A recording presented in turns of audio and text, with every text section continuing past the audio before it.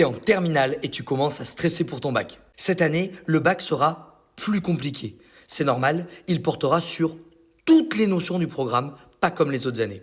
Dans cette vidéo, je vais te donner plein de conseils qui vont te permettre en fait de gagner des points en plus lors de ton épreuve de bac.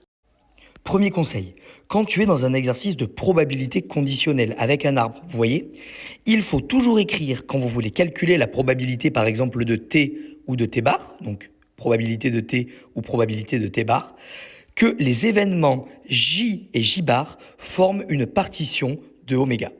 Si tu ne l'écris pas au bac, ce n'est pas grave, on ne t'enlèvera pas de points. Mais par contre, si tu l'écris, tu montres à ton correcteur que tu as vraiment fait preuve de rigueur. Et ça le mettra de bonne humeur pour te rajouter, par-ci par-là, 0,25 ou 0,5 points.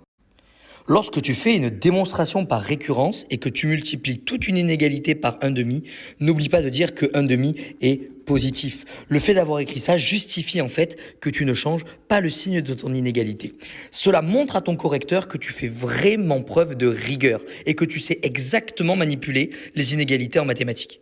Le dernier conseil est sur la fonction exponentielle.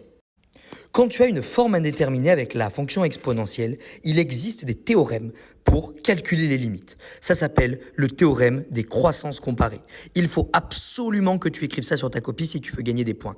Parce que le correcteur, encore une fois, se rendra compte que tu connais parfaitement ton cours. Que ce soit ici ou ici, l'élève en question a eu tous les points à cette question et en plus de ça, je lui ai rajouté 0,5 pour sa rédaction. Si cette vidéo t'a plu, n'oublie pas de t'abonner et je vais en faire plein d'autres avec d'autres exemples parce que des manières de récupérer des points facilement au bac, c'est super simple. À bientôt.